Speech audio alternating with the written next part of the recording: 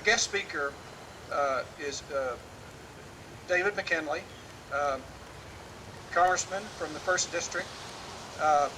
He is from Wheeling, West Virginia originally.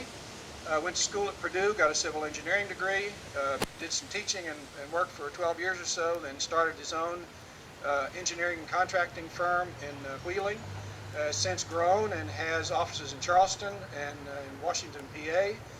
Was elected to the state legislature in 1981, where he served from 1981 to 1994. I was there, I'll not get into why, but I was at the State House a brief time in the early 90s, had a chance to encounter him, was always impressed with his work, and in 2010 he was elected to the U.S. Congress 1st District representing West Virginia, is in the Congress, elected again in 2012. He understands business. He understands the Mid-Ohio Valley. He understands plastics. He understands the imperative to do whatever we can to benefit from the Marcellus revolution and all that goes with it. He is our friend, and we're lucky to have him. Please welcome David McKinley.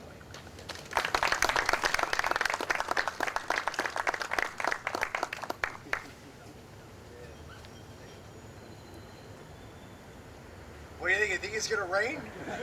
What do you think? There's been a hoot up here trying to dodge the rain up here. But thank you all for coming out. What a great special day here for the museum, and like the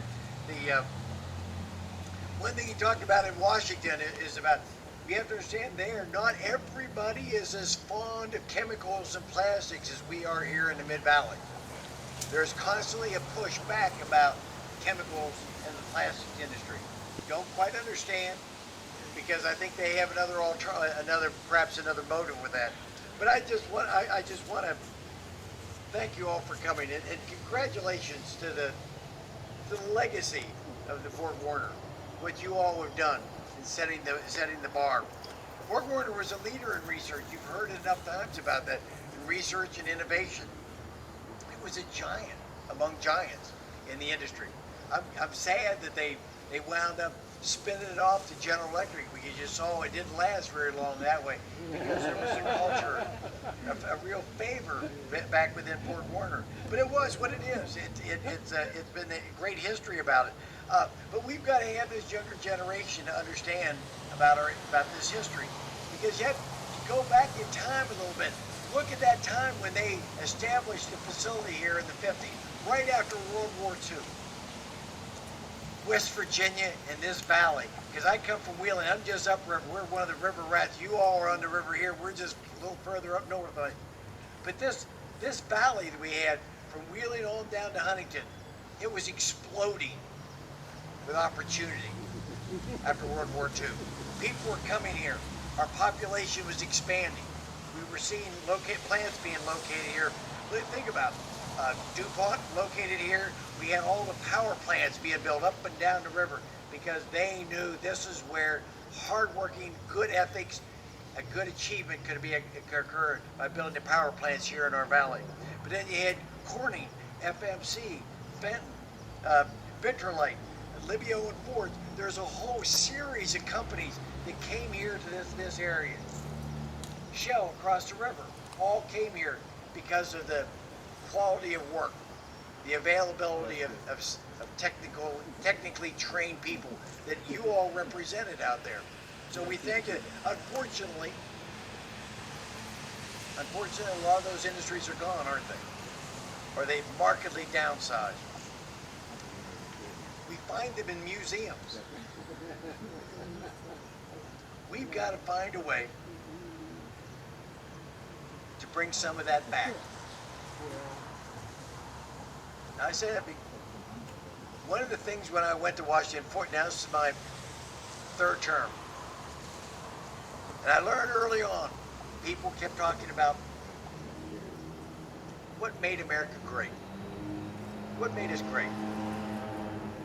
So I ask that question a lot when I'm out doing roundtables or discussions. Just tell me And I have this list. I'm now on about fifth or sixth page of things, and sometimes they get repetition. But what made us great? What made us as a nation great? We know here in this valley what made this Mid-Ohio Valley great. But as a nation, what do we do? What do we do to achieve that? What made us great? Oh, you hear the standard answers, and they're good. They're quality. People, things like freedom, compassion, work ethic. But overwhelmingly, what I hear is the American dream. We had an American dream. But I hear in Washington too many times, frustrating, the American dream is gone. It's a myth. We don't believe that there's a future where our kids can have the opportunities that you all had right after the war. When we started, we saw the expansion going on. They're not seeing that. More often than not, we're seeing companies go offshore, go someplace else. We've got to get that American dream back again on this to be able to achieve it. We've got to somehow, we've got to reach our young people, as it seems sitting right here, and tell them there is a spirit. There is something, that there can be a future for you. This is what you've heard tonight, or this afternoon, is what these gentlemen all did to try to build this valley stronger. And they achieved something magnificently. Every one of them had a role in that one way. So now the challenge is going to come to you. Because we want you to believe it can happen. If it happened with them, it can happen with you. It can happen with all our young people. We've got to inspire in them a willingness to do, can do. Not to take failure. We've all one way or another, we've all failed one way. The average, I'm one of just 2 licensed engineers in Washington, so I love quoting a lot of numbers around. But the average failure rate is 3.8 failures before you have a success. Thomas Edison said, I never failed. I just found 10,000 things that don't work. But see, that's the kind of spirit that what we've got to find again is we've got to get our next generation not worried about what's in museums, but respect that, what's in that, because that's the group that came before us to make us something great. We've got to find them to do it themselves, to get out there and fight to do it. We're a country with abundance. We've got ideas, innovation. We got the ability to research. We've got entrepreneurs. We've got possibilities. We've got the possibility of making another shining city on the hill, just like Ronald Reagan used to refer to it. How we get it back where people want to come to America because they see what's happened. They want to see more Borg Warners. That opportunity that can happen with that. What happened? We lost our spirit. It's up to you and this generation. We've got to teach that next group. Believe in themselves. Believe in that American dream. That's out there for everybody. All they do is hard work. Don't expect the government check, but to go out and hard work. Go out there and work every day, and be dependable for your employee. We've got to reach out and we got to touch people to do that because it's going to happen. We have the chance now in this valley. We can reinvent ourselves. We've got a chance to look what's going on with the energy, with the Marcellus and the Utica.